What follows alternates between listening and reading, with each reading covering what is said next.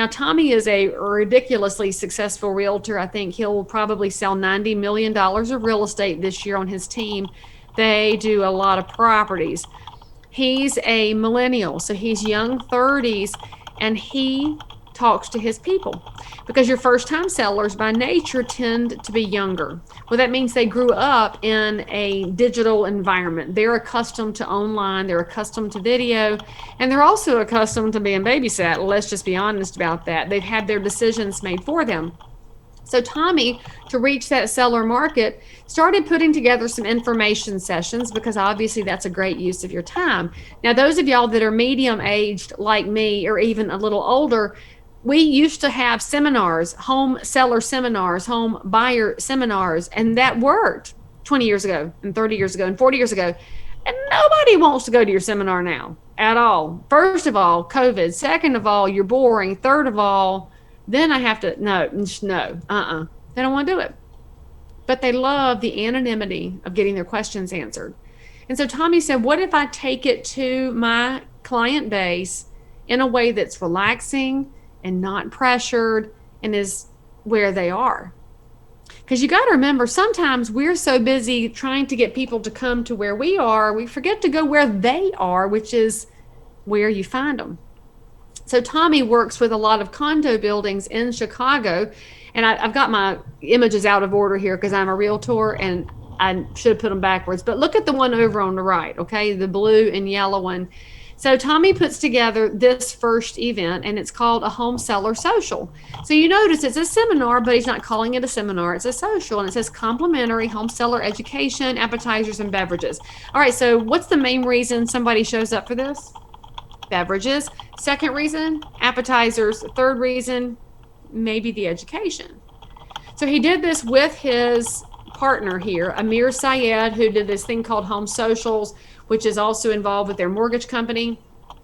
So they're all tied in together. We're going to go to the condo building, have this in the lobby area. So you see it was held at the 50 in Wicker Park, invited people, had like 10 people show up. Hey, not bad. And so they basically just sat there and chilled and answered questions, and Tommy got a listing from it. All right, that's pretty good, right? And so if there's a condo building near you or a community with a clubhouse, you could offer something similar. I copied Tommy because I love copying great ideas, and did it at the clubhouse in the neighborhood my mom and dad live in. We had 3 people show up. But of the 3, one of them listed their house. They were trying to get FaceTime with realtors without realtors being in their home. So remember, that's a space that people are in. And especially during COVID, they'd like to know more about you before they let you in their house. So just consider that piece of it. Well, Tommy wasn't satisfied with one listing. So your best agents tend to tweak and massage and make things as good as possible. So he said, you know what? Let's take it up a notch and take it out of the condo building and move it to a pizza place in the community. And so the second one he did was at Roots Pizza. So there he shifted it to say, let's just go somewhere that is a community center where we are and have the same kind of conversation. And you see, he changed the language, and it turns into arm yourself with information on how to prepare your home, set your expectations. So he's telling them what they're going to get. It's not just generic, I'm going to give you education. It's going to tell you how to get the house ready. Hey, spoiler alert, y'all, that's one of the top things that sellers want from the realtor they hire. How do I get this house ready? I need staging advice. I need vendors. And so he had it at Roots, same partners with his mortgage company. And of course, you want to follow Till Respa when you have affiliates involved with you, but it's not hard to do. Most of them love it. And so they had a better turnout. He said he had around 20 people for this one and got 3 listings. Why is there a bigger turnout? Because it was in a non-threatening environment. People are going to eat pizza anyway. Breweries are a great place to do this. We did one in our local brewery because whatever Tommy's doing, I copy it, just full disclosure. And so I took ours to a brewery, which is very local to our area. We did it outside on the picnic tables and said, come drink a beer with us and we'll answer your questions. Very relaxing environment. We had a far better turnout. We had 8 people show up. And then a couple of spouses wandered up later. And so you think about how people gather and where they gather. And remember, you're thinking about your marketing in a way that reaches people where they are instead of bringing them into our world. So again, it worked better, Tommy, tweaked it again, and he changed the whole title because it just sounded so real estatey, and people don't really want to talk about real estate until they need us, and then it's just wild. So he changed it to Food Truck O'Clock and had the food truck out in the parking lot of the condo building. And hey, we'll have sliders. So hey, we'll have it for an hour, really limited time frame, trucks outside. Here's what you're going to get. The food truck, if I remember correctly, it cost about $1,200. And so they're actually not that expensive when you think about it. Why do people love food trucks? Because they're not trapped in an environment, right? So they can easily social distance outside. They can have a little snack, a little treat, you're feeding them. And what Tommy and Amir did is they just kind of walked around with people, answering their questions and chilling with them, which gave people a very big sense of comfort. And we know that when people are relaxed, they ask better questions and they listen to you better. Now, for those of y'all thinking, Leigh, I don't have $1,200. Well, then great. Split the cost. Get your home warranty provider to pay a piece and also be able to ask questions about how seller side warranties work. Have your lender out there to talk about bridge loans and second mortgages and home equity lines and refinance. I mean, they might not even be selling. They just want to do a refi. Have your lender out there. Have your moving company come out and talk about how do we get ready to move. You could split the cost 4 ways, and suddenly you'll find it wasn't very expensive. Your vendors love being a resource for you. And spoiler alert, they're also a great resource for your clients. And so now when your sellers are ready to move forward, they've already got some of the pieces lined up. How are they going to buy the next house? We've got a lender. How are we going to get moved? We got a mover. What do we do about repair issues or future repair issues? And our house is 30 years old. Let's talk about the warranty. You can start really building great trust and respect in your community. So take a look at that, and also look around your community at what food trucks are doing well. Dessert food trucks do really well. Sliders, French fry kind of places. I would say probably not the lobster roll because they're like $20 a piece. They're crazy high. So that's where you're thinking about your first-time sellers, giving them what they need. Answer their questions. Now, for some of y'all, you're thinking, all right, well, I've worked with first-time sellers for a lot. I know them. So back to what I originally mentioned about your website, take some of those questions you answer over and over, like, for example, how do showings work? Make a little video and put it on your website, put it on your Instagram or your Facebook. If you follow any of my stuff online, I use a lot of video. This is my camera. See, I don't have a fancy video camera. I have my iPhone, and the proof that I'm cheap, if you're looking at my cameras, I have the iPhone 11, but with 2 lenses because I could not stomach that extra $1,000. And so you're used to answering the question about what showings are. You hold this camera up because up makes your chins go down, and you're going to explain, hey friends, when you're putting your house on the market, here's how showings work during COVID. Put that little bit of information out there so they will know you're the kind of professional that won't let them be nervous, and you won't let them sit over there in the dark. Nobody likes to be in the dark. So considering that piece, there's another side of the market, and this is the piece you probably all like the most, and that's your move-up people. These are the ones that are selling something so that they can buy something else. Your first-timers are sometimes move-ups, they're sometimes reloads, there's all kinds of different angles to the first-timer and their questions.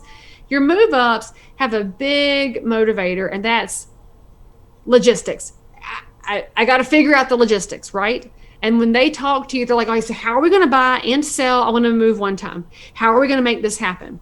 And you know as well as I do, and it's kind of a crapshoot, and we're going to have to hope we get super lucky and make it happen all at the same time, but it's happened before, and we're going to make that our goal. They're looking for you to take a lot of this off their plate, because one thing we know about move-ups, they tend to be either upwardly mobile professionals who are changing houses to get something nicer, more executive, where they can entertain. They've had more kids. They'd like more space. How many of these are our clients right now because of COVID? I want to move up to a bigger house. We need a different space for home office. We need a space for a homeschool. We want a pool so we can staycation. And they're thinking about how they can reallocate their resources to have a different living existence because COVID's going to be with us for a while. So when you consider that, how do you give people the comfort to know that you can manage those pieces? Well, this is the buyer and seller combination that requires you to be somewhat of a concierge, right? So you've got to be able to take some of this stuff off their plate, knowing that it's still going to be stressful. I never tell anybody I'm going to make real estate less stressful, because that's not going to happen. So the realtor that I'm showing y'all here, this is Sasha Farmer. She's in Charlottesville, Virginia. If you've never heard Sasha speak, she's one of my favorite educators in the space. She shares everything that she does to be successful in Charlottesville, and I kind of love her peacock logo there. But Sasha's primary market is that buying and selling move up person. Well, look at how she's talking about her clients on this page here. The person that's going through those spaces, they don't really care what you charge, and you know this, right? They care more about what's the value that you provide. They already expect the sign and the photos and all that stuff. So why you? Probably the hardest thing for every realtor is to answer what makes you unique and special for what their needs are. Well, Sasha does that through testimonials. And I'll show you something that's really interesting to me here. First of all, you see this picture of her clients. Yeah, that's way better than what you have, right? So you know this. Realtors like to take the sold picture in front of the house, in the attorney's office, and it's boring as all get out, and it's just a bad selfie. Sasha hires a professional photographer to go to her clients' homes after they move and take good photos inside the house. Well, that encourages her people to get at least one room unpacked. And then they have a picture they could use for their Christmas cards or for their stuff. And it's higher quality, not a very big expense either, because it's her regular house photographer able to give your clients a nice little closing gift, and she has a photo for their testimonial. And so when you think about what's happening with our clients, the testimonial you get has a lot to do with what you ask them for. And so if you ask that move up person, oh, excuse me, sorry. I don't have the COVID. I have a tickle in my throat. But coughing these days means people get panicked about you, but luckily I'm in my home office. So when Sasha's asking for a testimonial, tell me about how the process worked, because she knows that big hang up for them is the process. And you can look at these particular clients on the screen. You can see why they would be concerned about the process. They got a little bit. When you sell a house with a little bit in it, what do you know? There's going to be a bonus room that's slapped full of toys, and she's going to get a call for a showing right when that kid has unloaded everything she owns. Mom goes into a panic. Or both parents work and then they get a call for a showing right after supper got ready. And so things are never easy. It's very stressful. Of course, in today's market, it's a little easier because you can pretty much crush your showings out in 48 hours if it's correctly priced, and they can be done, but they got to get bought first. And so she's helping them talk about the next chapter. Think about how you reach this market, y'all. And I don't know that we're super great as realtors at being really specific in our markets. So look here at what she provides. Knowing they want logistics and they need help with take some of this off my plate, she shows them in the form of a very simple process map. Now, of course, that was my major in business school. I did operations management, so we were all about some process maps. And it's nothing fancy, right? Here's all the things we're going to provide for you. We're going to help you with moving services and utilities, help you update your address, because that website updater is super great. We've got trusted pros. That's your vendor list. Exclusive deals. How many of y'all have coupons and vendors that give specials? It's easy to get that. Just go ask for it. We're going to remind you about your driver's license. We've got resources. You're the seller who finds this and they say, oh, well, that will be great. I can get moved and work and be a parent and keep the house ready and deal with all the stuff because you're my partner in the process.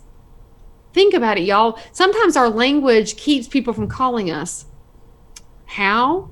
Well, if you're posting on Instagram and Facebook all the time, how easy you're going to make selling their house. You post that stupid Staples easy button. You just told somebody, oh, it's no big deal. It's a huge deal. It's very stressful. And so what you tell them is, I'm going to help you with all these different pieces. Now they're thinking there's lots of pieces and I have a partner in the process. I'm not going to get hung out to dry and they already know how difficult this is. There's a huge power in acknowledging how hard real estate can be for people. Now, when you're thinking about how hard it is, part of the story that we've got to get better at telling, is that there's going to be pitfalls, right? And so right now, a lot of your clients think it's easy to sell a house. And they think that because they saw your Instagram post that says, oh, sold in 5 minutes with 87 offers at 187% of, stop telling people your job's easy. What are y'all doing? What are you doing? Basically, you can tell people, hey, we've got a buyer own agreement. Let's see what happens. We've got our fingers crossed. We're working every day. They don't understand all the pitfalls you could fall into, which is why they need a realtor. Alert, alert. If it's that easy, they don't need you. They need you because it's hard. So this is my under contract mailing that I put out, and I get a very good response on this. I get an average of 2 phone calls for every under contract listing, which to me, that's the correct return, because whether they're doing something now or in a year or 3 years, then I'm still continually building my database and building my pipeline. So for this house, we were under contract, like many of y'all have been, the highest price ever in the neighborhood since it was built in 04, living on tenterhooks. Like, please, Jesus, please help it appraise. I know I ask for things every day, but please let this appraise because I don't know what I'm going to do. And y'all know how it is right now. Some things appraise and some don't. And you're in multiple offers and it's wild times. And so all the neighbors were watching this house because, they watch that high comp. And so the mailing that I put out says, we're under contract, but it ain't sold. And basically it says here's some of the reasons that it's different than sold. We're still going through the process of home inspections. Their home has to close. There could be loan approvals in process. And I make a note here, our job is to jump through the hoops. That's what you do. Let people know that you're not just a realtor, right? You know what you are? In 3 words, here's what you are, friends. You are a professional problem solver. That's what you're paid for. You're not paid to list homes. Anybody can do that. And you're not paid to write offers. Anybody can do that. But what makes you different and unique? You are a professional problem solver. And the problems are different on every house with every different buyer, every seller, all these humans involved keep it messy. If the world knows that there's a reason to call you, that elevates you in their eyes and keeps them from looking for an online solution. Because as we all know, everything is so intricate and changing all the time with every transaction. That's why you need a human. Tell better stories, y'all. And by the way, you see on the front, it says under contract but still jumping hoops. I'm trying to use language that's going to be catchy for people. It's going to get them to pay attention. So this card is currently working. You'll also notice I don't call it a CMA because everybody calls it that. I changed it up and it's called a professional property value estimate. I'm using language that's not going to get me in trouble with the appraisal or licensure board, but I'm letting them know that I'm looking at their property value. It's an estimate and I'm a professional. I expect to get paid. Now, another piece of the market that I'm hoping some of y'all are considering and that you're prepping for because it's likely to happen in the next couple of years is the Reo and foreclosure market. Now, Reo, if you didn't know, means real estate owned by a bank. So we have Reo foreclosure, short sales would fall in this category, deed in lieu. Basically, it's somebody in financial hardship that needs to make the house go away. So if you want to win business from banks and asset managers, you've got to show them that you are a detail person. Now, I can look at this list and tell you that in any group of realtors, there's about one that's good with details. And the rest of y'all, you have amazing charm and charisma, and you use that charm and charisma to smooth over the fact that you're not super great with details. Who in here is honest enough to raise their hand and tell me that's you? And I know y'all, because you go to your broker and turn in your paperwork and the broker's like, you're missing an initial here and an initial here and here. And you're like, that's fine, I'll handle it. Hi. You DocuSign it on over and handle it. And your clients don't mind because they love you so much. But for real. So when we think about this, banks have a different expectation. They're not going to be won over by your charisma and charm. They are won over by your detail nature, and they need you to have financial stability. So in order for you to earn this piece of business, you need to have good P&Ls. Some of y'all, and I say this with love, You are crap with money. You do not take care of your money. You let it run wild like a teenager at night. And you need to get that money under control and treat your business like a business. So you should have a business bank account and a personal bank account, and you should be checking your numbers monthly. A bank is going to ask for that, and here's why. When I list a foreclosure house, I'm expected to make sure the utilities are handled, the HOA is handled, the lawn is handled, and typically they expect me to pay for that and they reimburse after the fact. If you can't handle outflow, this is not your piece of business, okay? But those of y'all that are financially stable, start thinking about it. Because what's happened during coronavirus, we've had people out of work. Some people in the entertainment and hospitality, tourism industries, they've been out of work now for months, and we don't know where the other side is for them. And while they may have received forbearance from their bank, that doesn't solve the bigger problem of, how do I pay for the lights when I have no money coming in? How do I feed my family? I can't afford this house. Tack the payments onto the end. They still don't know where the other side is. And so when we're dealing with that, we know this is going to come in the market. So be prepared for it. And the biggest advice I can give you, if you were not in the game during 07 to 13, during the Great Recession, please get a mentor or a friend or a broker who was in the business at that time, who can give you some counsel and advice on good questions to ask, best practices for serving this side of the market, because we have to have good people that will serve this piece of the market, because this is how we stabilize our neighborhoods when things go sideways. So what you see on the right is, this is a checklist that I have of things that we're going to check on a house. And the reason I have this checklist is to show an asset manager, we are going to take care of this property that you've never seen because it's in North Carolina and you happen to be in Minnesota. I'm your eyes and ears on the ground. So just build a super duper checklist and be prepared to go down it and take notes, because again, your eyes and ears. Now, my favorite piece of the market, now that any of y'all that know me know these are people I love the most. I love my senior citizens, love them. And when I talk about senior citizens, I mean like 75 plus. I don't mean some 65-year-old baby boomer who feels old. I mean like the actual old people. And when I'm thinking about how I can serve that market, the needs are different than the first time seller, right? The first time seller is confused about the process, but they're ready to move forward. The move ups need me to handle more stuff.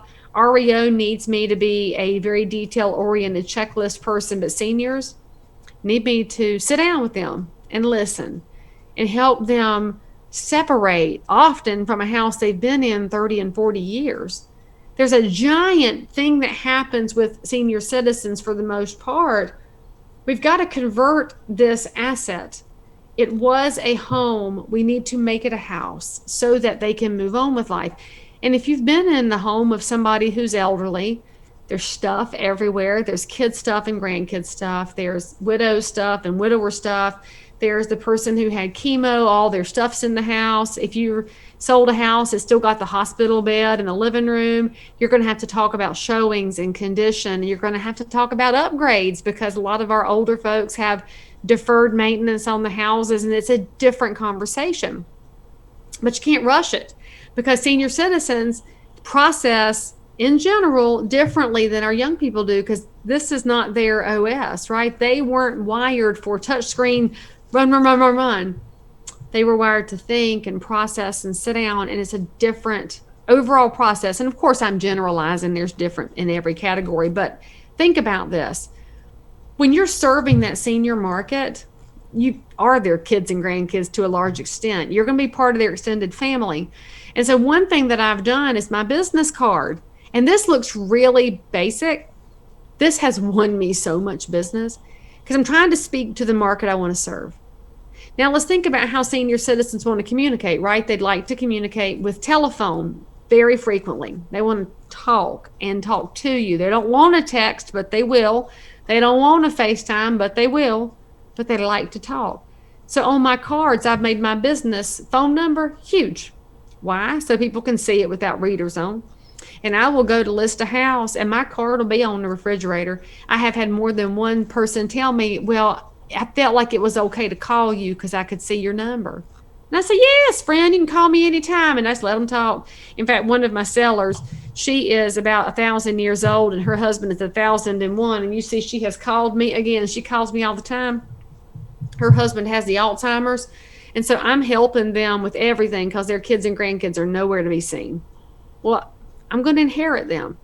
But when I met Beverly for the first time, she saw my business card and she said, well, thank heavens, I can see your number. And I said, yes, you can call me whenever you want to. But now she likes to text. But she texts me books and it's exhausting. So think about the messaging that you put out there. Now, does this mean I can't give my card to millennials? No, it doesn't mean that. I tell them that's my cell phone. Y'all can text me there. And one day you will know why you have big numbers on your business card. And they kind of laugh. But I'm not trying to reach them. My card will do the job for them, but I want it to reach my senior market. So when I'm talking about how you don't have to be all things to all people, you can specifically talk to one group without excluding other groups. But the one group feels a little extra special. So considering that senior market, I send out calendars. Mine just went out last week. And yes, I know it is October, but here's the skinny on calendars. You have to pay attention outside of real estate. So if you want to be the best listing agent possible, get people to think about how you're always there, right? So they always see you, they know you all the time. Well, I have a database of older people, which is built from church and from friends and past clients and from people I've met in the community.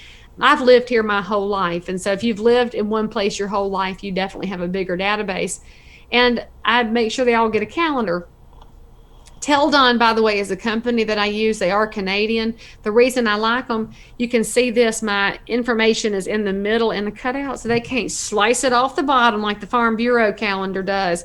And y'all have done that. You've gotten a free calendar in the mail and you slice the bottom off.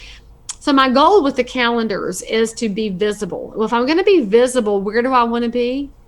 Inside the pantry door, because that's where the good calendar is kept, right? It's not front and center. It's in the pantry where somebody's keeping down medication and doctor's appointments and stuff. So how do I get in the pantry?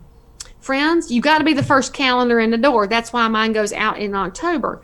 My calendars used to go out around December. Well, then I found out that the Farm Bureau guy was beating me in the house. He was always on the refrigerator or in the pantry when I got there. So I was like, when did y'all get this calendar? We got it at the end of November after Thanksgiving. I was like, So I moved my time frame up to before Thanksgiving to beat the Farm Bureau man. And son of a gun, if the funeral home didn't start sending it out ahead of me. And so then Hartselle Funeral Home moved it to the beginning of November. So I said, and so now I'm in October and now I'm back to being the first calendar again. Pretty sure at some point I'm gonna have to give out next year's calendar in January because I've got to beat the funeral home and the Farm Bureau. But again, you got to know your competition, because the competition is not always for the listing. It's for the mind to get their attention and to be available at all times. Now, I will say that with Teldon, I can pick the pictures. And because I tend to work with an older clientele, I do rotate between the landscapes of national parks or animals and patriotic views. And they love a patriotic calendar. I don't send out calendars with houses on it. Why? Why do y'all send out calendars with houses on it?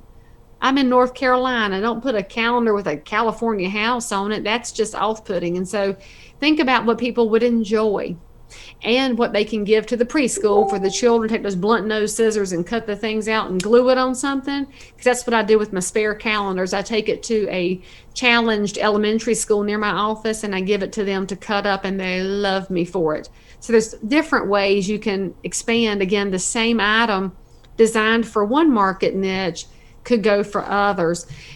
Oh, by the way, one other tip for working with older people. Now, if you know me at all, food is my love language. I do the same thing with my old people. They're suckers for warm bread. And so when I go on a listing appointment, I make fresh pumpkin bread or banana bread or fig cake or pound cake, whatever I've got available, and carry it with me. Hand them a warm loaf of bread and tell me you won't get that listing. Now, this is my friend in Ann Arbor, Michigan, Alex Milstein. Now, Alex will be the president of CRS next year nationally. That's, of course, the Council of Residential Specialists. High five and raise the roof for those of y'all that have gotten that designation. It is, of course, the highest residential real estate designation. But Alex, in addition to serving as a volunteer within that educational designation, is the #1 agent in Ann Arbor. Now, Alex has become #1 by doing the same thing over and over and over. He's not about video or websites or social media. Alex is about postcards. Alex orders all of his postcards at the beginning of the year for the whole year. He sends out 200,000 postcards a year. Once a month, yeah, right, Mark, that was definitely a whoa. Once a month, same addresses, they get the same card every month. He does not change the card. So sometimes you realize we think too much and we try to be too cutesy. Alex just sends the same card out. Here's what it is. See the language on this? Don't let a real estate asset delay a settlement. That's lawyer language. Alex works with a lot of estates, a lot of divorces, a lot of legal type people. In fact, the judges in Ann Arbor send Alex the business that comes across their courtroom because they know he understands the parameters. He's not in there being fake and fluffy. He's delivering information and results. And so you'll also notice on Alex's card, see, it says what kind of a consultation do they get with him? Confidential. That's a big deal when you're talking bankruptcies, estates, divorces. People need confidentiality so that you can help them. So Alex sends these out. No, they're not fancy, but he gets business over and over by just going to the same addresses. Now, he does do research to find out where to send his cards, and he uses his title company for that. He looks for houses where somebody has owned it for more than 30 years, knowing that they are either going to downsize or die. And so he's sending to those houses.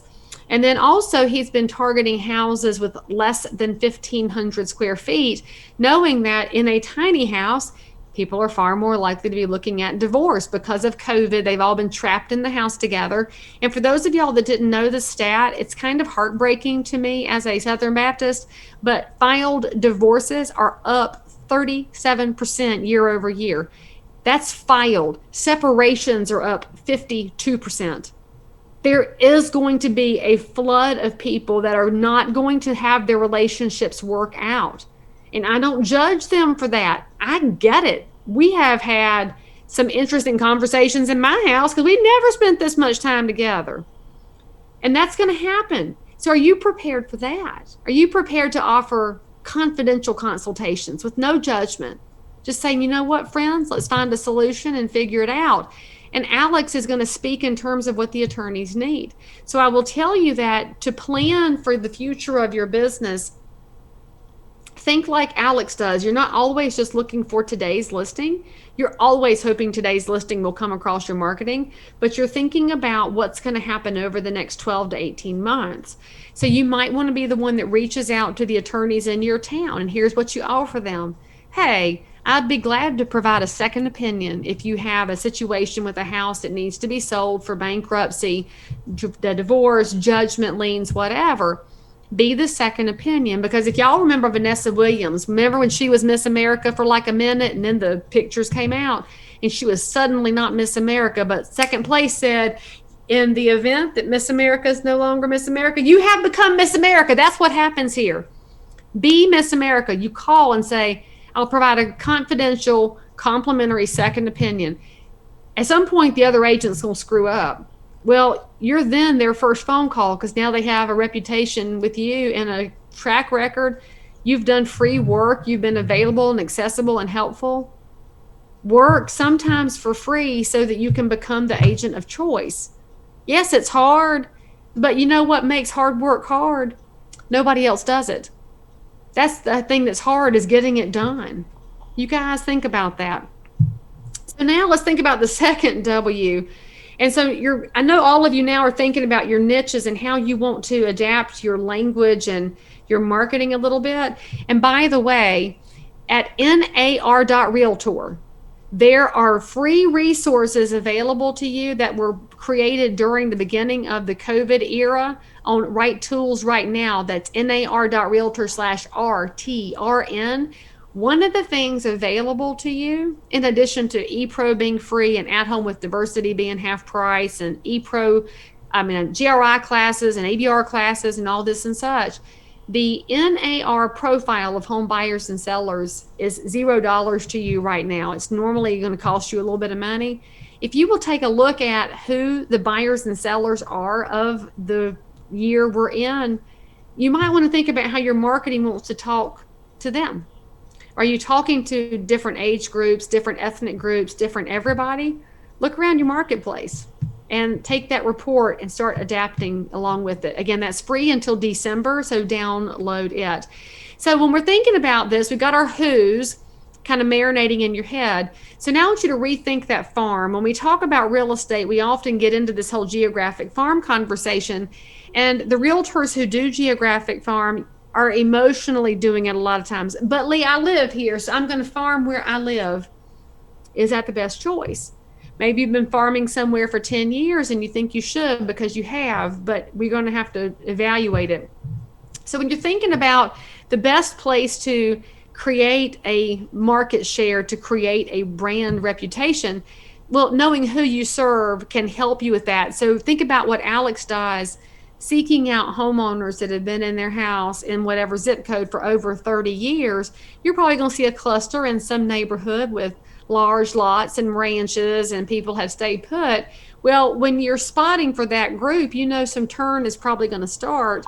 So maybe you focus over there because you're doing those kinds of activities. Or maybe you're looking at a new home community where everything was a starter price point 4 years ago, Vinyl Village, 5 floor plans, and they all mix and match.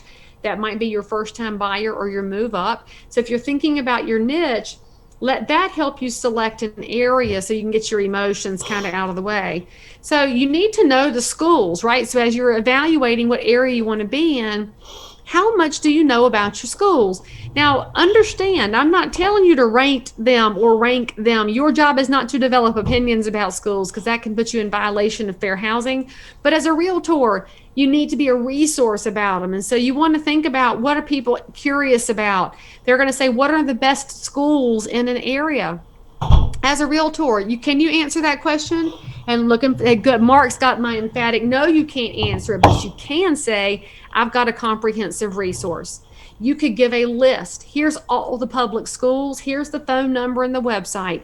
Here's the charter schools, phone number and website. Here's the Muslim school and the Greek school and the Jewish school and the everything school. List all the different parochial schools and religious schools. List the private. List it all out. And don't forget homeschools, because in every market there's usually a homeschool cohort going on out there, a co-op of some sort where people can find other families with whom to communicate. And if you're thinking about this in terms of how much information you can dial into, first of all, it's going to keep you from playing that rating game because you're just going to make your list as long as possible. Wouldn't that be the best kind of realtor to be known as? The one who has all the information so that your neighbors don't have to search on 18,000 websites. And when you know that much information about a neighborhood, it's easier for you to market that neighborhood. So you could tell that farm neighborhood, I'm the realtor who wants to talk about every possible resource for buyers over here. You're setting yourself up as different than the realtor who says, I can sell the house quick. What if the seller is really interested in somebody who knows the area? Why do sellers worry about it so much? Because these are homes. They're emotional assets. And if they feel like you are versed in the whole picture of that community, they're more likely to trust you with their house.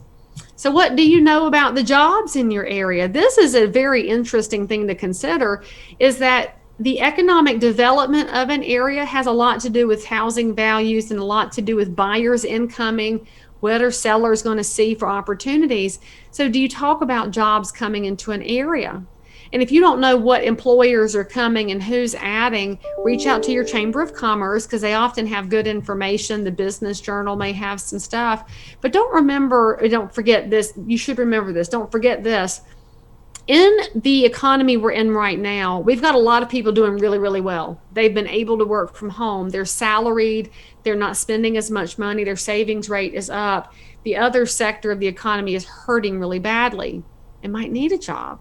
So if you're the person who says to a neighborhood or to your sphere, whomever, hey, I heard about 10 openings over here at XYZ employer. If you want to spread the word, here's some scoop on it. You just helped people without being condescending or overbearing by telling them that you found a job for them. You're providing opportunity that might save a seller from having to sell their house. You might be able to keep them in their house and be their hero without even knowing it. And people don't forget that. I will tell you that if you are seen as somebody who cares about the outcomes for your neighbors, you'll be rewarded with business, and it could be now, it could be later.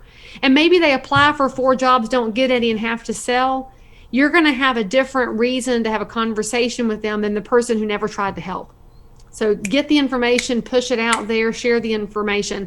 I just posted a job for our local Habitat for Humanity. We have a restore, which is, where they sell like house goods and stuff. They're hiring a warehouse person. Well, I posted it in my Instagram story and said, if you know somebody looking for a warehouse job, here's a good one over at Habitat. You're giving back to the community and getting a little spending money on the side too. And I had a couple of past clients reach out and say, hey, thank you. I've got X in my life looking for something. I've got this son here looking for something. Great. Here, just phone number, use my name. People love having an opportunity. That's what you get to provide. Now, don't forget grocery stores. Y'all live in a different state than I do. If I moved up to Reading, Pennsylvania, I do not know which grocery store to go to. And I have a 14-year-old and a 15-year-old, so I'm in the grocery store all the time.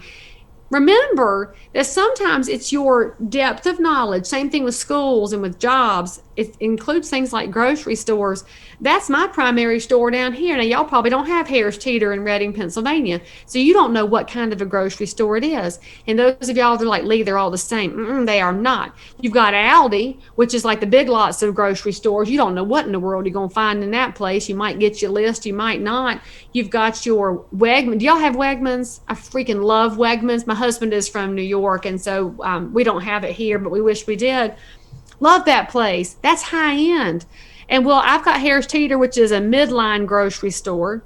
We also have Publix, which came up out of Florida. And we have the Food Line, which is from Salisbury, North Carolina. Food Line, if y'all remember the ABC expose from 1989, they were repackaging meat. I don't buy meat at the Food Line.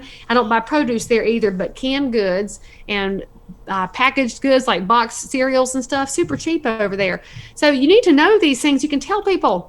When you know so much about an area and you know what it means to the area you serve, it drives listings to you because they want a resource-driven realtor.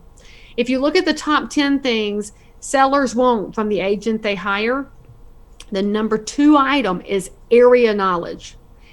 Remember, that's not just builders. It's not just neighborhood pools. It's economic development, it's grocery stores and healthcare, it's schools, it's the whole picture of where we live. And don't forget Parks and Rec. That's been super important to a lot of people during this COVID era. How do we move? Where can we go outside? Nothing is open, gyms are closed. What can we do? Well, remember that when you're thinking about the park system, it's not just about the super athletic people who are running ultras. It's about elderly people that are looking for water aerobics or a place to safely walk. It's about disabled members of your community that need to know, where is there a place with curb cuts and a flat sidewalk? Where do kids go to play sports? Where are people congregating? Again, the full picture of an area. So as you develop that and you're looking at the neighborhood group you want to target, those old people, and you're knowing everything about the area. So you're going to be the crazy knowledgeable area expert. Now we're going to use the math to figure out if it's a good target.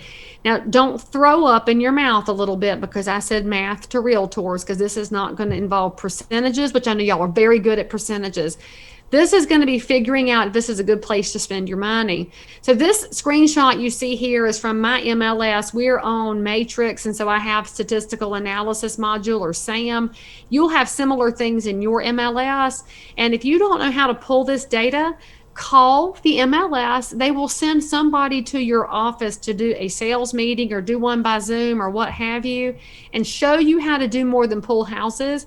It's one of the least utilized resources we have as realtors, is the crazy amount of things the MLS can tell you.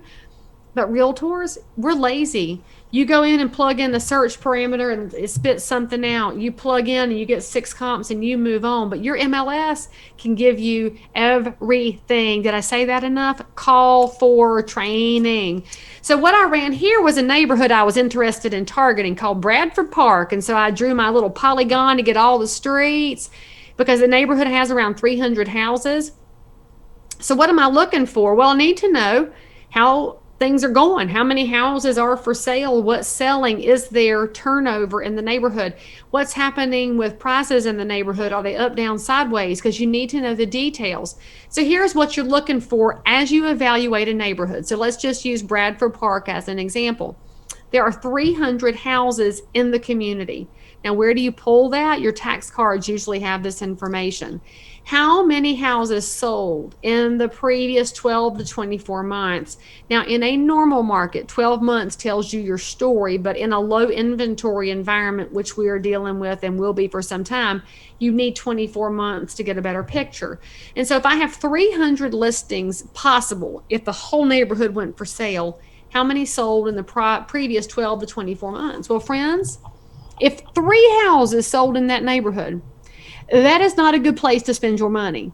And this is why you want to think about taking that emotion out. We tend to want to prospect where we live because we know it real well. But if everybody stays put, what are you doing? You're looking for an area where people are looking to sell. And so now we're going to take a look at these houses. So for example, let's just say 30 houses sold. All right, that's 10%. That's a pretty decent amount of potential business. Who sold them? So you're going to look at the MLS data. This agent, John, sold this one. Cheryl sold this one. Cheryl sold this one. Cheryl sold this one. Cheryl sold this one too. Oh, John sold no. And there's Susan and Bob. And then we have Frank. If one agent sold 25% of the sales or more, you can pretty much hang up your hat because that person has got market share. And what does that mean? That means those neighbors are like, let's just call Cheryl. Cheryl sells our neighborhood. They have gotten used to her being the agent for that neighborhood. Now, you might say, but Leigh, I don't like her. Well, I feel you on that, but the neighbors are used to her. Leigh, she is unethical, incompetent, not knowledgeable. She sucks. Okay, I feel you. The neighbors are using her. And your marketing, by the way, is not going to include her name because we don't talk about our competition in this business. We are collaborators, right? And we are colleagues. And so you have to elevate thyself instead of denigrating her. So it doesn't matter how much she sucks. You can't say squat. Just acknowledge she's got that neighborhood. You might need to move on. Okay. Now, if she doesn't have market share, it's 30 houses and 30 agents sold them. Man, you got an opportunity there. Because that means there's no consistent voice for the neighborhood, which could be you. So now let's look at the price point for the neighborhood. Bradford Park is a $400,000 neighborhood. That's pretty good in my area. I work with normal people. It is not super expensive where I am. Most people can still buy. I just put one under contract for $162. Woo! They're so excited. And it's so much cheaper than their rent. But these houses are $400. So for me, that's good, right? Well, I've got to figure out if that's what the house is worth. I can figure out how much commission dollars I have involved, and maybe I could pick up 3 listings in that 30. What's it going to cost me to do that? Because you're going to have to do a lot of repetitive advertising. Think about what Alex is doing, where he's sending that same card to the same people every month over the course of a year. That's a lot of money. And you have to know this, friends. I'm going to say this with love. A lot of realtors will send out one postcard. And they sit here and say, well, where's my calls at? I don't have anybody calling me. And then you say, oh, that marketing doesn't work. And you give up. You can't give up. If you pick a neighborhood and you run all the data, 12 months minimum, y'all. You need to give it a solid year. And so if we're sending out a postcard to 300 homes, it's going to be roughly $300 by the time I get it designed and printed and postaged out. Times 12, that's $3,600. So is that worth it if I get one sale? I think it is. And after 12 months, actually, you'll start to have more return because your name recognition will pick up, particularly if you are ethical and competent and knowledgeable and you know the whole area and people start to really think you're amazing as a realtor. Then you can take over an area, but you got to commit. It's going to cost money, it's going to cost time, and it's going to cost you to use some brain cells. But this pays off. I'm going to tell you the reason this doesn't work for most realtors is the 12-month hang up. They just give up too soon. You can't give up, but because it's going to cost you money, pick your targets well to start with. And then it's also really good to know this piece. If you call your Chamber of Commerce, they actually have this piece of data, and it's, for whatever reason, easier to get from the chamber than from your multiple. Ask them how long people stay in their houses on average in the area. Now, why do I ask this? Well, if I'm looking at my Bradford Park example, people stay in their houses an average of 20 years in that neighborhood, but in my Concord, they stay in their houses an average of 7. I now know if nothing is selling right now, that's probably going to change, because we've all watched neighborhoods that go through cycles. They'll phase out. The old people downsize, the young ones come in, and the young ones upsize, and it starts to shift. So they'll go through cyclical bumps. So if you know how long people stay put, it's a great way to know which neighborhoods might be about to turn, especially if they're newer neighborhoods. And then, of course, for quicker listings, look through those 300 houses and figure out who's in there that bought those houses between 9 and 14, because they should have that magical thing called equity. And so when I call on those homeowners or send them a note, I just ask them if they'd like me to give them a professional property value estimate. No obligation. I won't pester you and add you to all my newsletter lists, but if you'd like to spend a few minutes getting a quick number, we can Zoom. I'm getting a great response offering to Zoom people, and that's one of the beauties of the COVID. Everybody has figured out that video conferencing can be their friend. So it's a great way to offer them a face-to-face meeting without you going to their home if they're not ready, which saves you a ton of time and also reduces the whole concept of spread, So here's a couple of apps to check out, and I don't know which ones are available through your multiple, but check it out. Remind.com will help you figure out which ones of your leads might be ready to have a conversation. Mark's nodding, so that must be available. Homesnap.com. Do we have Homesnap too? I love Homesnap. It's so fun and easy to use. And it's a great way to have some control over some of your business. And then Homestack.com will actually do your own app and give them, your clients, something to use besides willow trees. And if you give them something to use that's different, they might want to try it out. I will say that that's probably the biggest fuss point I have with sellers right now who are thinking about selling because they want to watch the market in advance, and they keep going to look at willow trees and they don't understand why the data's off. And I'm like, listen, quit looking at apps. Let me give you a direct link to the multiple so you can see the information in real time. Well, whichever ones of these are available to you, check out what it can do for you with your clients to help elevate what they think about who you are. Again, back to what your MLS can offer you, besides helping you drill down a neighborhood to see if it makes sense. Keep a good eye at your market as what's happening. Where are your new listings doing? Pendings, closed, list to close? And then I like to pull year over year. This is obviously an old graphic, but I like to watch the overall trend lines. This is a wonderful thing to send out to people in your target neighborhood.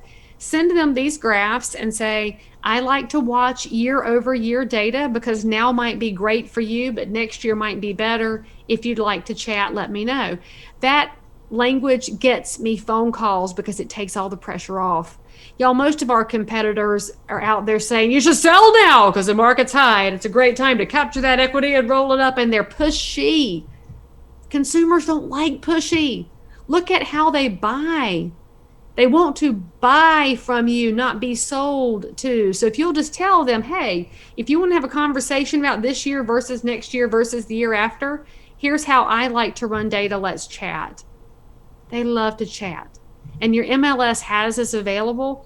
Just make sure that if you pull data from your MLS, you include your little disclaimers that this is information courtesy, ours of Canopy MLS, or if you're using any kind of sold data, that you're using the correct disclaimers. Don't cut it off, because the most professional version of you is the one that follows rules. And then if somebody around you doesn't follow the rules, the sellers that value your quality are going to call you. And the ones that don't really care about rule following, I'm just going to suggest that might not be your best client ever to take on with your liability. So here's a couple of action steps. Our last of our big W's here, and I have left? I got 20 minutes left. I am good, right? I have till 11:30, right, Maylene? Okay. Maylene said I can keep going. So here's your number one job. If you want listings, You're doing the math in your head. You're thinking about your market. You're ready to do all the stuff on the side. Won't mean anything to your business if you don't pick up that phone. And I don't mean pick it up and look at it and scroll Facebook and scroll Instagram and text and Facebook message. No, it is this. On your phone, on my iPhone, I have this little green thing that looks like a receiver, and there's a keypad. Did y'all know that if you put phone numbers in here and hit that green thing, it will call somebody's voice? Oh, I know, it's crazy. And then if I say, hey, Mark, it's Leigh Brown with One Community. How are you? What's Mark going to say? He's going to say, oh, hey. And we'll have a conversation.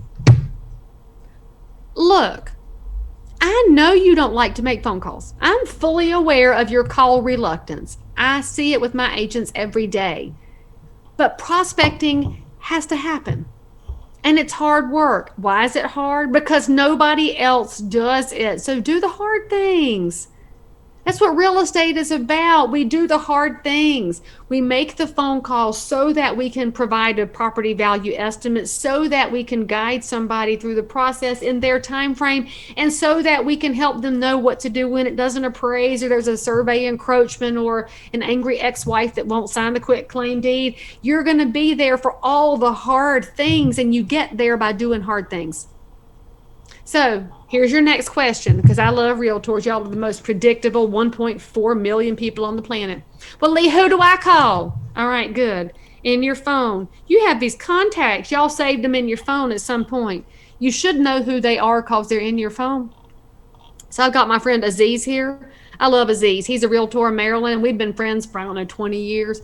So I'm probably going to hang up and call Aziz, because now I've seen his name and I want to say, hey, because realtors can be your phone calls. You know that, right? Because you can build referral relationships. And in Reading-Berks, where do people come to you from? Are they coming out of Philly? Are they getting out of Pittsburgh? Are they getting out of Buffalo? Are they all getting out of New York because of what 50 Cent said yesterday? Did y'all see that whole wild thing with 50? And he was talking about tax rates. It was a detrimental thing for the school system that we have a lack of understanding on some levels, but it was also fascinating that he's thinking about tax rates. So if you're working with people coming out of New York, call agents there and say, hey, I'm your contact over here in Reading-Berks. Woo! If you played Monopoly, did you ever get the Reading Railroad? Maybe that's me. And that's probably like half of y'all's marketing stuff, because I'd use it all day long, because when I was little, I thought it was reading. And then my aunt and uncle who live in King, Maryland, had made sure I knew how to say Reading. But anyway, I'm going to call Aziz, right? And so when I call him, here's what I'm going to say, because that's your next question. But Leigh, I don't know who to call, what to say. I'm going to say, hey, good morning. It's Leigh Brown with One Community. How are you? Always, every time you're on the phone, first name, last name, company affiliation. Nothing drives me crazier than realtors who do this. Hello? What are you doing? If you're a professional realtor, sound like it. Hey, good morning, Leigh Brown with One Community. And if you can't say your company name, then you probably should change companies, because you must be ashamed of your broker. But that's actually a really great way to be compliant with the Real Estate Commission, is disclosure of your broker affiliation. Hello? And so also remember this. When I'm placing that phone call, even if it is a really good friend, so Aziz knows where I work. I've known him for a long time. I can be like, hey, Aziz, what's up? That's not going to drive home in his mind that I'm his realtor contact in Concord. But if I say, hey, Aziz, Leigh Brown with One Community, he's going to be like, hey, what are you doing? The conversation is still going to be natural, but I've reminded him that I'm a realtor and that I am a professional realtor. And then you're going to think about this. So I say target zones first. I'm probably not going to make Aziz my first phone call, but I'm going to look right here and say, oh, I love Jerry. Oh my gosh, Jerry's this 1,000-year-old man. He's the dad of a girl I went to high school with, and his wife passed last year of the Alzheimer's. So I will call him, and I'm just going to say, hey, how we doing? You good? But I'm going to say, hey, Jerry, it's Leigh Brown with One Community. And he's going to say, oh, Jennifer's friend. I'm so glad. And we're just going to chat, right? Your script is this simple. Hey, just thinking about you. Or, how are you doing? We overthink this, friends. You did all this research on your market niche, and you researched your geographic farm, and then you're thinking, I need to call and say, Jerry, I ran some research on your neighborhood, and the list price to sales price ratio is currently 101%. Nobody wants that. They want you, the human you, the one who's a mom, a husband, a sister, a kid, a grandkid, a neighbor, a bridge player, a church friend. They want you. Realtors forget that. They're going to hire you because of you.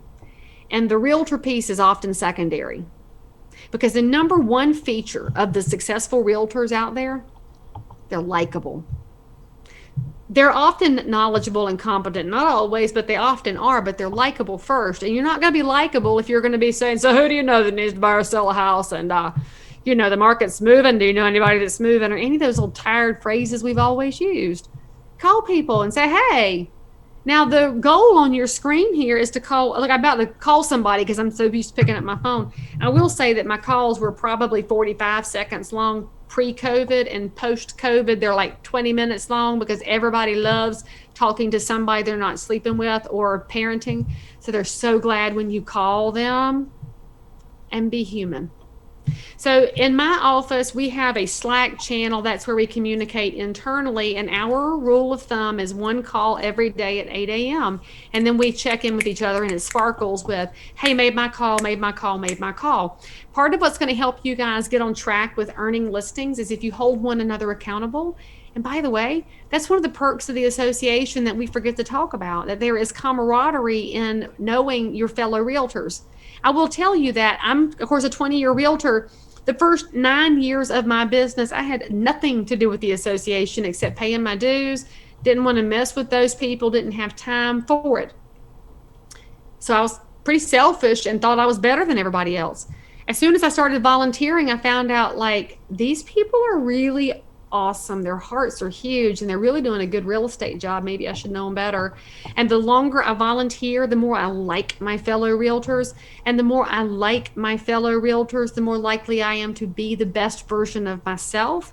But it also means that I have realtors in my market that are not in my company and that I am not actively recruiting, but I adore. One of them, she and I talk on Instagram all the time. We talked this morning, and I said, hey, did you make a phone call today? She said, yeah, did you make a phone call? I said, good. I said, what you going to do today? She said, well, I'm meeting a client for coffee over at Allegiance, and then I don't know what I'm going to do this afternoon. I said, oh, I got a listing coming. I don't know if it's in the price range, but if you want to drive by it, here's the address. That's what we can do if we know each other. So consider how your colleagues in this association can be your collaborators. And please think about volunteering. Raise your hand in some capacity. So then my one phone call a day generally turns into 2 and then 3, because once you make the first phone call and you find out that that was kind of nice, I really like talking to him, you call somebody else. The reason y'all don't prospect, generally because you're afraid of rejection and you're afraid of confrontation, or you just don't like people anymore. And if you don't like people, it's because you're burned out. Just spoiler alert there. But if you call people in your phone, that's your fan club probably. They probably like you very well. So just remember to do what my girl on the screen does here. See, she's got her most important accessory on. She's smiling. People can hear it when you have positive energy when you're on the phone with them. It's something else that text can't do, email can't do, and video can to an extent, but it's never the same as the real you. So right over here, y'all can't see it off screen, but I have a mirror in my dining room. When I'm on the phone calling clients, I'm standing because my energy goes up, and I look in the mirror, not because I'm vain, but because if I'm talking to somebody, there's 2 benefits to that. The first one is my energy's up because I'm interactive. Even though it's just with a mirror, I'm going to watch my eye contact, and I'm going to make myself stay in the correct tone of voice and the right space. The other thing that happens is I'm less likely to be distracted by notifications or by anything at all. When we are sitting here at the computer on the phone, it's easy to kind of halfway listen. And friends, people know when you're halfway listening. They know when you're not really dialed in. Dial all the way in, and you're going to find your conversations are different. And when somebody says to them, so we've chatted for a minute, how's the market? Well, here's my response to that question. Tell me why you're asking. Now, why do I go in that direction? I don't immediately just say, oh, the market's on fire. We have low inventory, low interest rates. I've never been busier. I say, tell me why you're asking. And here's why. How many of y'all have had somebody that just wanted to know if they should do granite? And you can say, yes, friend, and I've got a company that will save you some money. You want me to send you their information? Yes. I just saved them 30 minutes of me rambling about houses they don't need to worry about. They could also be inquiring about who to vote for county commission or school board, because right now I am busy telling people that I'm a resource to them on the down ballot races. Well, if they said, how's the market? How many of y'all have had a seller or a buyer in this election season that thinks the market's going to shift based on who wins on November 3rd?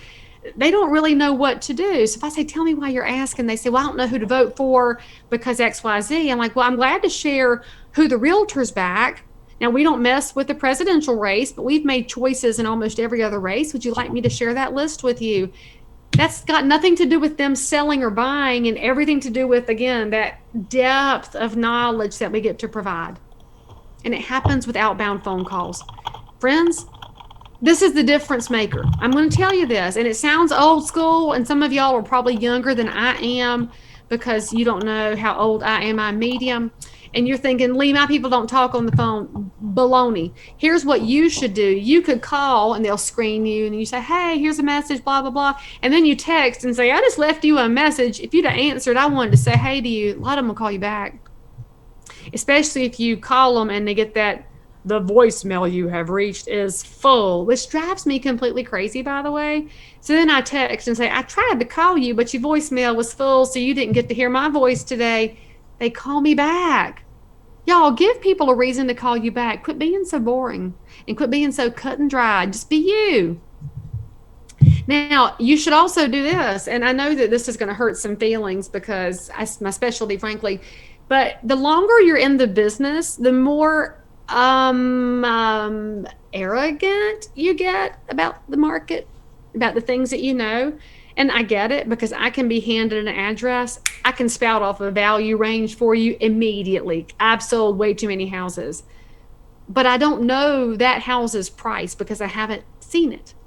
Even if I've sold that house 5 times because it's got different people living in it. And even if I sold them that house 6 months ago, what happened in the last 6 months? COVID happened. They've now had to homeschool and home office, and I don't know what's happened in that house. We have to stop making assumptions. So I preview like a fiend. And I've sold over 4,000 houses, y'all. I have sold a lot of houses. Every week, I pull something out of the MLS and I go preview. Now, some price points I have to go that day and I have to go fast, and I'll make a 10-minute showing appointment to get out of the way. I need to know what's selling in my market. And here's why. You go to that listing appointment in your target neighborhood, and I can say, well, now we've got 6 comps here. Let me tell you about those 6. So now this one had 14 cats living in it, but they were not in the photos. And what you should know is that cats can sometimes cause a discount relative to market value. And then this other house, it had the nicest upgrades, and the photos didn't show any of them. So I can showcase my depth of knowledge by having been the one to spend time previewing. And I love agents that want to act like they can preview by looking at the pictures online. Nice try, you lazy bones. That doesn't count because there's no smell-o-vision in the MLS. Go. And I'll also tell you, if you're having that low moment, everybody else has listings and you don't, and market's hot and you're not busy and nobody's calling you back, and you try to make your daily phone calls and nobody's answering and you're kind of feeling down in blue, putting on your professional clothes and previewing makes you feel like a realtor. And when you feel like a realtor, it's easier for you to make phone calls. It's easier for you to do the hard things to build your business. And it's as simple as feeling like a realtor. I'll also tell you that if there's a house in your market that's been on the market for 5 or 6 or 7 months, because they're in every MLS, and I always love realtors that say, there's nothing in the MLS. I'm like, I pulled it up and I found 35 houses. And they say, oh, but those are the crap ones. Go see those. That agent's probably going to say, thank you for showing it. What'd you think? And you're like, well, I was just trying to get a feel for what was going on over here so I could talk to a buyer about it, which is never a lie. But then you should call a buyer and say, hey, I saw an interesting house, so you weren't telling a lie. Maybe that agent appreciates your giving them something to talk to their seller about. Maybe they appreciate your constructive feedback. Maybe they don't. I am a fan of feedback. I don't believe that we should hide from one another. but go see as many as you can. It makes you better. And if you are a newer realtor, by the way, you've been in for say less than 2 years, you need to go every day. And I tell my new agents that to make up a buyer, so we have somebody came through the website, wants to spend 300, they need 4 bedrooms and 10 acres, and when we laugh at them for a minute, but I say go put that in the system and see what comes up. They'll get 2 trailer houses. I'm like, good, go look at them. But I don't know this buyer. I don't care. Go look at the houses, make a preview appointment, tell the agent what's going on, and then you can communicate back to that online lead and say, hey friend, I saw both of the houses that fit your criteria. Give me a shout if you'd like to find out what you can't see in the photos.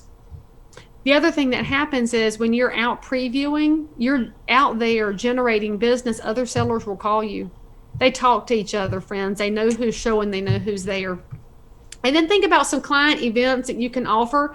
People need community right now more than they've ever needed it. And there's ways to do things that are contactless and are safe and where you can abide by any of the changing daily rules that Governor Wolf has put on the state.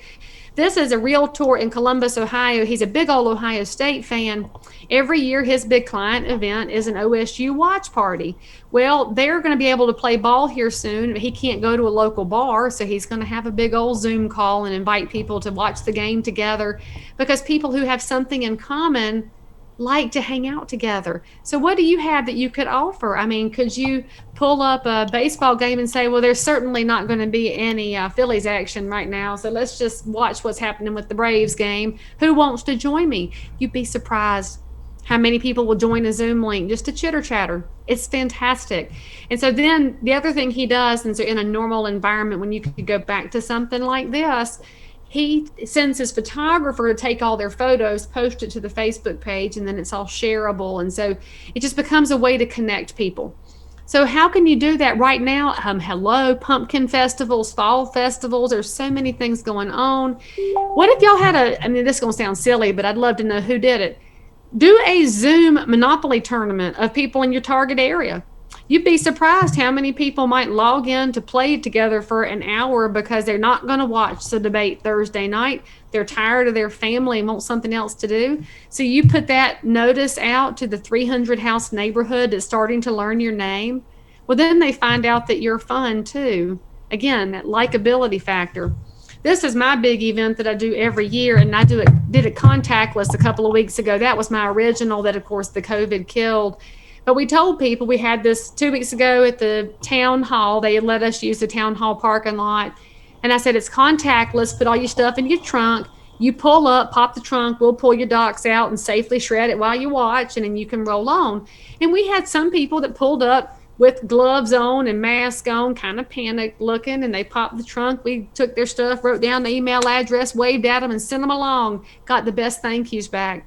And then we had people that were not wearing masks or gloves, got out of the car to come stand around and visit, and we enjoyed the heck out of them too, because there's ways to reach all people in the marketplace. And then my friend Tony, he has this little business called Cool Cat Ice Cream. Well, he brought out some packaged muffins, and of course he was heavily gloved and masked because he was handling, prepackaged food items, but he just did it because he wanted to be in front of people to help keep his business alive. So I paid him. He was trying to do it for free, but there was just a little perk.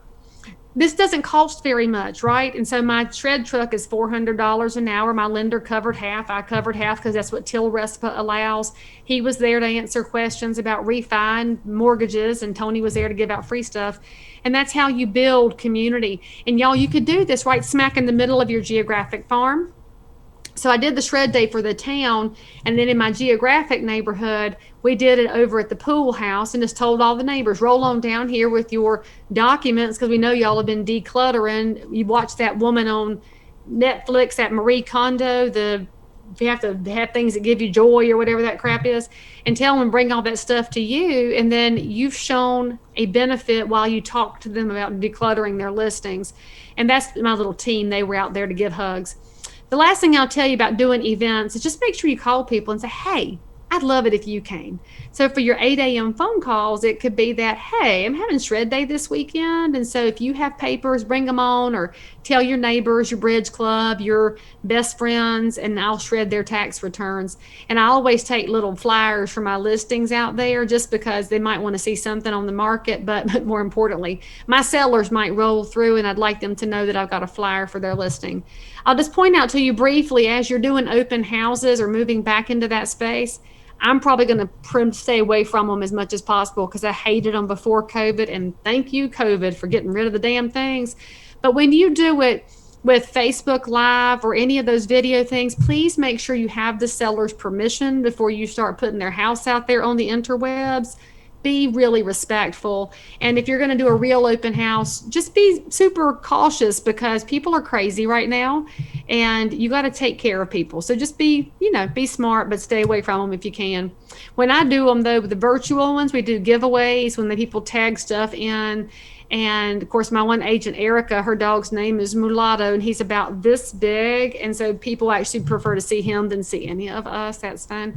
And so we do these online, and you'll see that in a typical open house, right? You've got maybe 6 people come through because none of us are in the Bay Area where they film HGTV. But this virtual open house reached 142 people. 2 people asked us for information about the house. And if you look at the age and gender category, it's primarily falling in that medium age person, which is actually who would buy this expanded ranch home. And we can also see where they're looking from, which fits in with where the traffic goes geographically in this area. So there's actually a broader reach through virtual opens because the public doesn't want to visit with you either. So if you've resisted, just stop it. Just stop it. And the last thing I'll tell you is get your car decal. This is my best marketing for listings. Of course, that's me and my car. It's full vinyl cut decals. Cost me about $2,000 for design and install. My husband is not allowed to drive my car, full disclosure, because he drives a little bit too aggressively for me. And I'm a granny. I drive at 10 and 2. And I don't see anything happening around me because I'm just like that. But whenever I go to a listing, I will have sellers that say, hey, park down there in front of that house. I'm like, you got it. I listed a house in September and the seller said, we haven't told the neighbors yet, so park way down the street. And I did. And I parked in front of a house and I went back down there at the end of the appointment and the seller came out the front door and said, why's your car here? And I said, I'm listing one of the neighbors' houses, but I can't tell you which one because they told me not to tell yet. And they said, do you have a card? We're thinking about selling. It's about being there and available and accessible and normal and chatty. And by the way, when I'm at the ball field, I coach my daughter's softball team and my son's playing baseball. People see my car and come find me. I'm at the grocery store, they come find me. I'm at church, they come find me. That's pull marketing, not the pushy stuff we've done for years. And look, I can keep talking for days. And so just to answer a couple of your questions before you ask it about that postcard that I send about jumping hoops, I do send them out through EDDM, which is every door direct mail that sends it to an entire carrier route. So that's how I hit my geographic area plus wherever else that mailman goes. And then quantumdigital.com, I love Quantum because I can put out 75 cards around an address. It'll do radius mail for me. And I love that because the people most likely to respond to a just sold and under contract or a just listed card are the ones who drove by and saw your sign in the yard. So you hit them. And then I also send out to my market, in addition to the just listeds, my just solds, I will put several houses on a card and send it to my database, my past clients, to remind them that I'm still in the business. So it's not necessarily geographically driven. It's driven to people who know my name and need to know that I'm an active realtor. And then I mix it in with cards like my most successful card ever is this one. It's the things you can use vodka for besides drinking it. And considering that liquor sales are up 700% year to date in the coronavirus times, that card, I send it out once a year. So I'm in the same boat as Alex. I send the same stuff out. It got the biggest response this year, and I've been using this card for 6 years. It's fascinating to me. Now, that being said, there's a lot of stuff on my website. You guys are welcome to have it. If you text the word kicktail to 47177, you'll get a lot of stuff that's not at all related to the webinar we just did, but I just keep everything in one spot to make it easy. So download stuff, find stuff you can use, and go implement something to make your business better. Because remember, If you do the hard things, you're going to get results. And the hard things are as simple as phone calls and, frankly, downloading some forms to make your life easier. And you can go to learnwithleigh.com if you're allergic to texting. And just so you know, my text system will send you some coupons and some free things. I do send out an occasional newsletter, but I'm a little sporadic about it because I like it to be meaningful. So it's very irregular. So don't get your feelings hurt if you don't get one for a while. And there's my books. My podcast is Crazy Shit in Real Estate, which is actually a thinly veiled play on how realtors are the best when they are their most professional selves. And I've got a huge consumer following on that site. So if any of y'all have a story about your life in real estate you'd love to tell, please let me know, because the guests on my show are not fancy, famous people. They're regular realtors.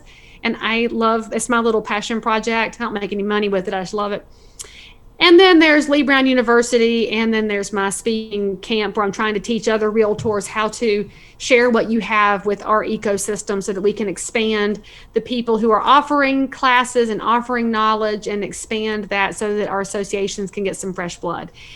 There's all my social handles. So follow me. If you see something I'm doing that you want to do, just do it. I mean, make your own Pennsylvania version and enjoy the heck out of it. I do believe that our profession is one of abundance. So I've been given a ton in my 20 years from other successful people. And so it's my turn to let y'all take what I'm doing and take it next level. So please do. I wish you all the success in the world. I wish for you that you will reach out to somebody in this market, whether they're in your office or just somebody you did a deal with at some point. There's a lot of people in real estate right now that are in low places. This has been a very hard season for our people because we are one of the busiest economic sectors right now, but we're used to being together. We're used to having Rotary Club and BNI and networking events, and we're not getting that. So I know this is hard for some of you. And that means that there's somebody in your market that was too blue to log in today because they may be giving up. Please reach out to them. There is a National Suicide Prevention Hotline. And if you're feeling like this is just not a world that feels good anymore, please don't hide. We need you. Please make that phone call and reach out to somebody, because I love realtors and I've talked to people in every state that are having a hard time. So whoever out there needed to hear that, you're not alone. You matter, and we love you. So with that being said, I'll turn it back over to all the bosses, to Maylene and Mark and the rest of them. I see John changed his name to Kathy. And just another little reminder here, please send a thank you to your volunteer leaders. None of them expected 2020, just like nobody expects the Spanish Inquisition. So thank them for their service in a very weird time. And please thank your staff, because not every association has found a way to provide additional offerings, and your association did. So just give them a little extra thank you. And thanks for having me. I'll let you have it back now, Maylene. Leigh, that was absolutely fantastic. Thank you so much. You touched on so many things there. And I know that all of these guys who showed up today I'm gonna be seeing a lot of them, hopefully in the marketplace in the near future.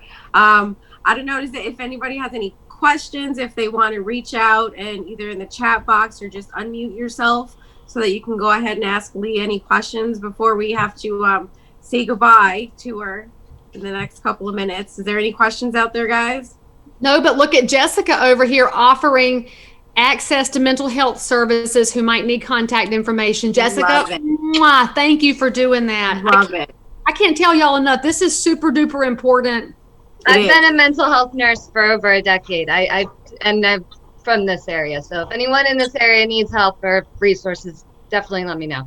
Especially if you have teenagers or kids that have suffered from being out of school, please reach out to Jessica. Thank you, sister. Thank you. Thank you. That was wonderful. Thanks for today. Anybody? Crystal turned her microphone off. She gonna say something? No. I don't think Crystal has a microphone. Here she is. Teasing us. Crystal sent a private thank you message. Want to send that out. She said she's sorry she has a prehistoric computer without a microphone, but she does say thank you. All right, guys, if Absolutely. there's anything I can do for you, let me know. If there's anything your association can do for you, let Maylene know. I'm going to put over here in the chat block the website to the Realtor profile of home buyers and sellers and the free ePro and half price at home with diversity and all the different things you can do through December. Right tools right now. Our association has invested in each one of us to help us get better during this time. So don't let that opportunity slide by. Absolutely. Leigh, thank you again so much. We really appreciate it. I'll see you guys in person sometime soon, maybe next 21 at Triple Play. We're hoping. That's right. Take care, everybody. Thank you. Thank you, Jessica.